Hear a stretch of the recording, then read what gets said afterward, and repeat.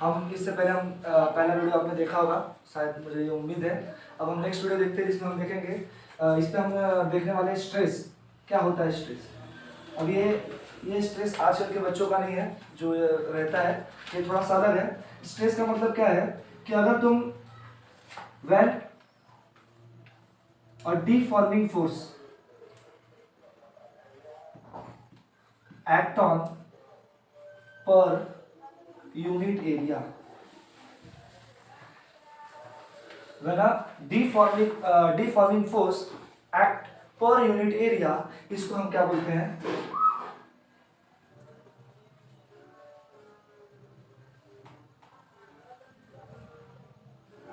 Stress. मतलब when a deforming force act on per unit area are known as stress। अब stress बोलने का मतलब क्या, जैसे कि तुमने देखा, मान लो मेरे पास एक सिलेंडर टाइप एक बॉडी है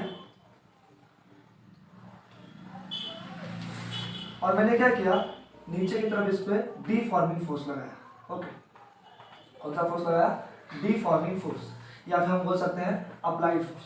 अब ये डीफॉर्मिंग फोर्स लगाने के कारण क्या हुआ, अब देखो ये एक, जैसे तुम्हें दिख रहा है सर्कल, ये एक एरिया ही होगा। तो बोलने का मतलब ये है कि जो मैं फोर्स लगा रहा हूं तो ये फोर्स हर एक पर यूनिट एरिया पे कितना लग रहा है, इसको मैं क्या बोलता हूं, स्ट्रेस। जैसे कि सर्कल है और मैंने क्या किया, इस पे एक फोर्स लगाया, कौन सा फोर्स, डीफॉर्मिंग फोर्स। तो जो डीफॉर्मिंग फोर्स है ये इस बॉडी के पर यूनिट एरिया पे कितना लग रहा है, इसको हम क्या बोलते हैं, स्ट्रेस। और इसका फॉर्मूला क्या होता है, इसका फॉर्मूला होता है स्ट्रेस का, फोर्स जिसको हम बोलते हैं डीफॉर्मिंग फोर्स, इधर लिख देता हूं डीफॉर्मिंग फोर्स, और पर यूनिट एरिया मतलब अपॉन एरिया। ये है तुम्हारा स्ट्रेस का फॉर्मूला। तो अच्छे से लिखता हूं उसको, डीफॉर्मिंग फोर्स अपॉन एरिया, इसको हम क्या बोलते हैं, स्ट्रेस। और इसका डायमेंशन क्या होता है, इसका डायमेंशन है L-1 M1 T-2। ओके, और इसका यूनिट होता है SI यूनिट। यहाँ फोर्स है तो फोर्स का यूनिट क्या होता है, न्यूटन पर एरिया, तो क्या हो जाएगा, मीटर स्क्वायर। या फिर तुमने देखा होगा सेम, देखो ये जो स्ट्रेस है अगर मैं इसको ऐसा लिखता हूँ, फोर्स अपॉन एरिया, ये फॉर्मूला हम इससे पहले भी पढ़ चुके हैं जब हम 8th-9th में थे। ये फॉर्मूला किसका था, प्रेशर का, और प्रेशर का यूनिट क्या होता है, पास्कल। तो हम बोल सकते हैं स्ट्रेस का यूनिट पास्कल भी हो सकता है और न्यूटन मीटर स्क्वायर भी हो सकता है। तो ये था तुम्हारा स्ट्रेस। स्ट्रेस क्या होता है एक बार और वापस देखते हैं। जब हम डीफॉर्मिंग फोर्स लगाते हैं और वो डीफॉर्मिंग फोर्स पर यूनिट एरिया में कितना लग रहा है, इसको हम क्या बोलते हैं, स्ट्रेस। इसका हमने डायमेंशन देखा, फॉर्मूला देखा और एसआई यूनिट देखा। अब स्ट्रेस 3 तरह के होते हैं, कितने तरह के, 3 तरह के। पहला है लॉन्गिट्यूडनल स्ट्रेस, सेकेंड है वॉल्यूम स्ट्रेस, एंड थर्ड वाले हमारा शियरिंग स्ट्रेस। अब एक एक करके हम देखेंगे इसके बारे में। हम फर्स्ट वन सबसे पहले देखते हैं, लॉन्जिट्यूडनल स्ट्रेस। ओके, हमने इससे पहले वीडियो में देखा था कि एक रबर बैंड था हमारे पास, और जब रबर बैंड के हम नीचे बेस पे कौन सा फोर्स लगा रहे थे, डीफॉर्मिंग फोर्स। अब डीफॉर्मिंग फोर्स लगाने के कारण क्या हो रहा था कि इस रबर के लेंथ में बदलाव हो रहा था। अगर मान लो अभी ये L है तो ये एक्सटेंड हो रहा था, मतलब कुछ डेल्टा L इसमें बढ़ रहा था। जैसे कि तुमने देखा था इधर बाजू में कि ये रबर बैंड था इतना, और ये हल्का सा यहाँ बढ़ रहा था जब मैं डीफॉर्मिंग फोर्स लगा था। मतलब इसको मैंने बोला डेल्टा L, और ये मेरा L है, मतलब लेंथ में थोड़ा सा एक्सटेंड हुआ लेंथ हमारा। तो जब भी तुम लॉन्गिट्यूडनल स्ट्रेस का मतलब होता है जब मैंने डीफॉर्मिंग फोर्स लगाया, और डीफॉर्मिंग फोर्स लगाने के बाद कोई बॉडी का लेंथ में चेंजेस होता है, तो इस स्ट्रेस को हम बोलेंगे लॉन्गिट्यूडनल स्ट्रेस। मतलब बोलने का मतलब है कि when a stress change, sorry when a length change due to deforming force. Deforming force के कारण अगर लेंथ में बदलाव होता है तो उसको हम क्या बोलते हैं, लॉन्जिट्यूडनल स्ट्रेस। ओके, अगर किसी बॉडी के लेंथ में बदलाव होता है तो उसको हम क्या बोलते हैं, लॉन्जिट्यूडनल स्ट्रेस। ओके, और इसका भी फॉर्मूला वही रहेगा, डीफॉर्मिंग फोर्स अपॉन एरिया। ओके, अब नेक्स्ट वन हम देखते हैं वॉल्यूम स्ट्रेस। जो थोड़ा और अच्छे से देखते हैं, एक एनसीईआरटी पैटर्न के हिसाब से लॉन्जिट्यूडनल स्ट्रेस को दो पार्ट्स में डिवाइड किया गया है। पहला है compressive longitudinal stress, okay, and second one है टेंसाइल लॉन्जिट्यूडनल स्ट्रेस। अब एक शॉर्ट में बताता हूं मैं, कंप्रेसिव लॉन्जिट्यूडनल स्ट्रेस का मतलब क्या होता है। मान लो मेरे पास एक ऑब्जेक्ट है, इसको मैंने क्या किया, ऊपर से भी डिफॉर्मिंग फोर्स लगाया और नीचे से भी डिफॉर्मिंग फोर्स लगाया। मतलब मैं दोनों डायरेक्शन से क्या कर रहा हूँ, अपोजिट डायरेक्शन से डिफॉर्मिंग फोर्स लगा रहा हूँ, और इसके कारण क्या हो रहा है, इस ऑब्जेक्ट का साइज चेंज हो रहा है। लेकिन कैसा चेंज हो रहा है, इसके लेंथ डिक्रीज हो रहा है। मतलब जब भी कंप्रेसिव आएगा, कंप्रेसिव का मतलब क्या होता है, कंप्रेसिव में लेंथ क्या होगा, डिक्रीज होगा। मतलब मैंने एक ऑब्जेक्ट लिया, यहाँ से भी एक फोर्स लगाया और यहाँ से भी फोर्स लगाया, इसके कारण क्या होगा कि इस बॉडी का लेंथ क्या हो रहा है, छोटा हो रहा है। अगर लेंथ डिक्रीज होता है तो इस लॉन्जिट्यूडनल स्ट्रेस को हम क्या बोलेंगे, कंप्रेसिव लॉन्जिट्यूडनल स्ट्रेस। अब टेंसाइल लॉन्जिट्यूडनल स्ट्रेस क्या है, मैंने एक रबर बैंड था और उसको मैं सिर्फ एक टिप से या फिर तुम एक पर्टिकुलर एंड से मैंने क्या किया, एक फोर्स लगाया, जिसके कारण क्या होगा, उसके लेंथ, जो उसका लेंथ है वो क्या हो रहा था, इंक्रीज हो रहा था, तो उसको हम बोलेंगे टेंसाइल लॉन्जिट्यूडनल स्ट्रेस। ओके, चलो अब देखते हैं वॉल्यूम स्ट्रेस। वॉल्यूम स्ट्रेस क्या होता है, when a volume change due to deforming force. Deforming force के कारण अगर वॉल्यूम चेंज होता है तो उसको हम क्या बोलते हैं, वॉल्यूम स्ट्रेस। सबने देखा होगा स्पॉन्ज, स्पॉन्ज कैसा होता है, इस टाइप का होता है स्पॉन्ज। ओके, अब मैं क्या करता हूं, स्पॉन्ज में मैं फोर्स लगाता हूं, राइट, ऐसा पकड़ा मैंने स्पॉन्ज को, ऐसा फोर्स लगाया, मैं इधर उधर से मैंने फोर्स लगाया, बहुत जगह से मैंने डीफॉर्मिंग फोर्स लगाया, तो स्पॉन्ज का क्या होगा, साइज बदल जाएगा, मुझे थोड़ा सिकुड़ जाएगा, ऐसा टेढ़ा मेढ़ा हो जाएगा, राइट। जब मैं इतना बड़ा स्पॉन्ज को, जब इसको मैं पकड़ा और इसको मैंने क्या किया, चारों तरफ से डीफॉर्मिंग फोर्स लगाया, तो इसका क्या हुआ, शेप चेंज हो गया, ऊपर नीचे दाएं बाएं हर जगह से मैंने क्या किया, फोर्स लगाया और इसका वॉल्यूम में बदलाव हुआ। ओके, ध्यान देना, यहाँ लेंथ में बदलाव हुआ तो लॉन्जिट्यूडनल स्ट्रेस, अगर वॉल्यूम में चेंजेस होता है तो उसको हम क्या बोलेंगे, वॉल्यूम स्ट्रेस। ओके, अब हम थर्ड वन देखते हैं,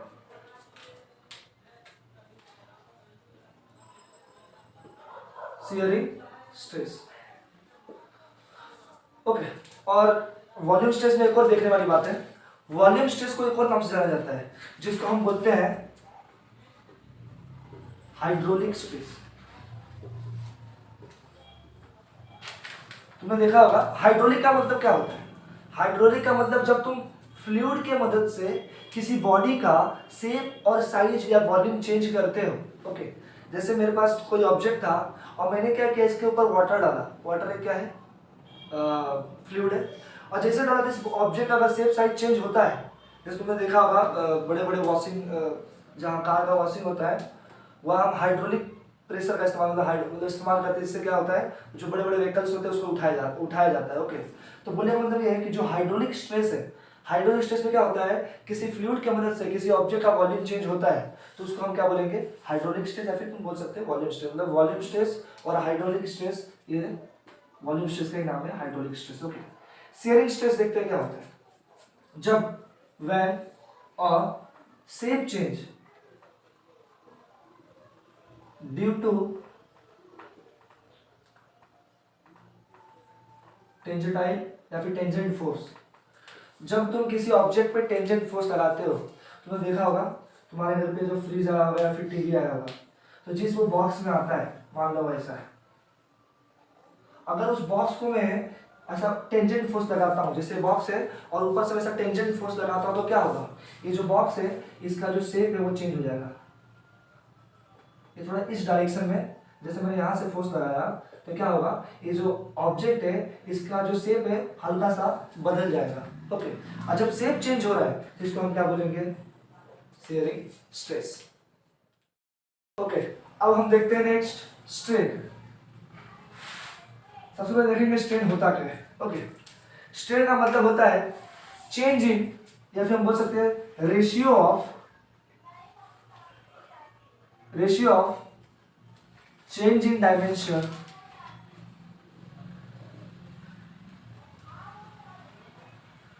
टू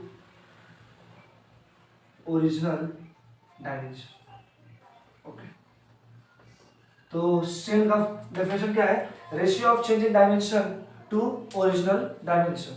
इसको हम लिख के देखते हैं एक बार मैथमेटिकल फॉर्म में। स्ट्रेन क्या होता है, change in dimension, okay, change in dimension upon original dimension. अब ध्यान से देखना, दोनों के ऊपर डायमेंशन है, चेंज इन डायमेंशन और ओरिजिनल डायमेंशन, जिससे कारण क्या होगा, इसका डायमेंशन कट जाएगा और हम बोल देंगे कि जो स्ट्रेन होता है वो कैसा होता है, डायमेंशन लेस होता है, और साथ साथ में यूनिट लेस भी होता है। तो लिखते हैं strain have not unit and dimension. Strain have no unit and dimension. Okay, ये हो गया। तो हमने क्या देखा, स्ट्रेन का मतलब क्या होता है, change in dimension upon original dimension, और इसका ना ही यूनिट होता है और ना ही डायमेंशन होता है। अब जैसे हमने देखा था लॉन्गिट्यूडिनल स्ट्रेस, स्ट्रेस तीन तरह के थे, longitudinal stress, volume stress and shearing stress. Same strain भी तीन टाइप्स के होते हैं। ओके, तो स्ट्रेन कितने टाइप्स के होते हैं, लॉन्जिट्यूडिनल स्ट्रेन, वॉल्यूम स्ट्रेन और शियरिंग स्ट्रेन। ओके, क्या होता है लॉन्जिट्यूडिनल स्ट्रेन, ध्यान से देखना। हमने इसका एग्जांपल लिया था रबर बैंड का। रबर बैंड ये इसका ओरिजिनल पोजीशन है, मैंने इस पर कौन सा फोर्स लगाया, डीफॉर्मिंग फोर्स लगाया, तो क्या हुआ, रबर बैंड का लेंथ में चेंजेस हो गया। कितना चेंजेस हुआ, डेल्टा एल का चेंजेस हो गया। ओके, और इसका पहले लेंथ कितना था, एल। ओके, तो हम बोलते हैं लॉन्जिट्यूडिनल स्ट्रेन क्या हो जाएगा, तो लॉन्जिट्यूडिनल स्ट्रेन होगा change in length, change in length upon original length. Okay, तो इसको वैसा लिख सकते हैं, delta L upon small L, change in length upon हमारा जो ओरिजिनल लेंथ है। ओके, अब हम देखते हैं वॉल्यूम स्ट्रेन। वॉल्यूम स्ट्रेन क्या होता है, हमें इसमें एक एग्जांपल दिया था स्पॉन्ज का। ये स्पॉन्ज है हमारे पास, स्पॉन्ज बोलो, इसमें क्या किया हमने, डीफॉर्मिंग फोर्स लगाया और इसका डायमेंशन चेंज हो गया, अरे सॉरी वॉल्यूम चेंज हो गया। ओके, वॉल्यूम चेंज हो गया मतलब ये जो था ये ओरिजिनल था और ये क्या है, ये अभी जो न्यू बना है हमारे डीफॉर्मिंग फोर्स लगाने के बाद। ओके, तो बोलने का मतलब ये है कि वॉल्यूम स्ट्रेन का फॉर्मूला क्या हो जाएगा, वॉल्यूम स्ट्रेन का मतलब होता है change in volume upon original volume, delta V upon V, ये हो जाएगा तुम्हारा वॉल्यूम स्ट्रेन। ओके, नेक्स्ट देखते हैं shearing strain. Okay, shearing strain क्या होता है, थोड़ा सा ध्यान से समझना, थोड़ा सा ये डिफिकल्ट होगा। देखो, हमने शियरिंग स्ट्रेस में पढ़ा था कि हम शियरिंग स्ट्रेस में एक टेंजेंट फोर्स लगाते हैं। ओके, जब मैं टेंजेंट फोर्स लगाऊंगा तो मान लो मैं टेंजेंट फोर्स इस तरफ से लगा रहा हूं। ओके, तो क्या होगा, या फिर ये नाम लेके हम कुछ और लेते हैं एग्जाम्पल। ये मेरे पास एक सिलेंडर बॉडी है, ओके। जब मैंने इस पर फोर्स लगाया तो ये क्या हो गया, चेंज हो गया। कैसे चेंज हो गया, ध्यान से देखना।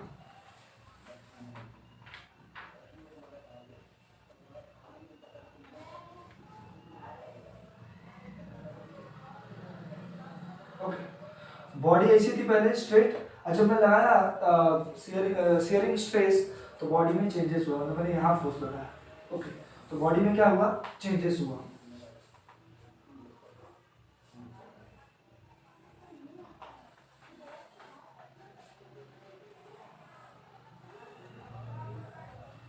ओके, बॉडी में चेंजेस हुआ।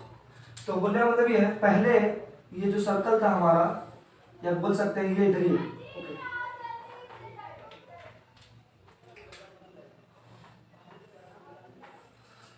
तो पहले हमारा बॉडी ऐसा था, और सियरिंग स्ट्रेस लगने के बाद क्या हुआ, ये टेंजेंट फोर्स के कारण इसका जो शेप है चेंज हो गया, ओके। तो इसका फॉर्मूला क्या होगा, ध्यान से देखना। पहले सियरिंग स्ट्रेस होता क्या है, तो सियरिंग स्ट्रेस जो है वो होगा relative displacement,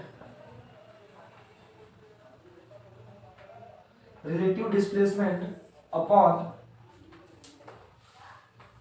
perpendicular distance between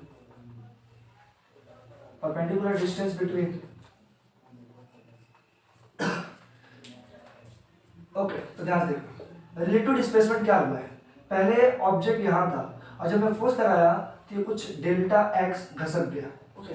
delta x जो है स्लाइड हो गई, और ओके। और ये किससे हम रिलेट कर रहे हैं, इसके नीचे वाले बेस से। देखो, इसका नीचे वाला बेस वैसे का वैसे ही है, लेकिन ऊपर वाला बेस हल्का सा क्या हो गया है, स्लाइड हो गया है, तो हम इसको बोलते हैं रिलेटिव डिस्प्लेसमेंट, ओके। और परपेंडिकुलर डिस्टेंस बिटवीन देम का मतलब ये होता है, जो तुम्हें इधर दिख रहा है, ये परपेंडिकुलर है, इसको हम बोलते हैं एक्स। जो परपेंडिकुलर डिस्टेंस है उसको मैंने बोला एक्स, और जो रिलेटिव डिस्प्लेसमेंट हुआ है उसको मैंने क्या बोल दिया, डेल्टा एक्स, ओके। तो सियरिंग स्ट्रेन क्या हो जाएगा, तो सियरिंग स्ट्रेन का फॉर्मूला, सियरिंग स्ट्रेन है इधर, तो सियरिंग स्ट्रेन का फॉर्मूला क्या हो जाएगा, delta x upon x. Strain क्या था हमारा, delta x upon x, relative displacement upon perpendicular displacement. अब ध्यान देखो, तुम्हें इधर दिख रहा है, मेरा साइड में रखता हूं, ये है मेरा डेल्टा एक्स, और ये क्या है मेरा परपेंडिकुलर डिस्टेंस, ओके। तो ये मेरा परपेंडिकुलर डिस्टेंस बिटवीन, ये मैं बोल सकता हूँ जो दो बेस है इसके बीच का परपेंडिकुलर डिस्टेंस। और ये जो स्लाइड हुआ है एक ट्रायंगल बना रहा है, दिखा, ओके। और ये जितने एंगल पे स्लाइड हो रहा है उसको मैंने क्या बोल दिया, थीटा। क्या बोल दिया, थीटा, ओके। हमने पढ़ा है। और ये डेल्टा एक्स और ये क्या है, distance, perpendicular distance between two bases, तो ये है मेरा एक्स और ये क्या है, डेल्टा एक्स, ओके। हम जानते हैं टेन थीटा का क्या होता है, टेन थीटा का फॉर्मूला है अपोजिट साइड अपॉन एडजेसेंट। तुमने देखा होगा ट्रिग्नोमेट्रिक रेशियो जब 9th में या 10th में पढ़ा होगा, तो टेन थीटा का फॉर्मूला होता है opposite side upon adjacent side. अब देखो ये थीटा का अपोजिट साइड क्या है, डेल्टा एक्स, और एडजेसेंट साइड कौन है इस थीटा का, क्योंकि ये तो हाइपोटेन्यूस है 90 के सामने, एडजेसेंट कौन होगा, ये एक्स।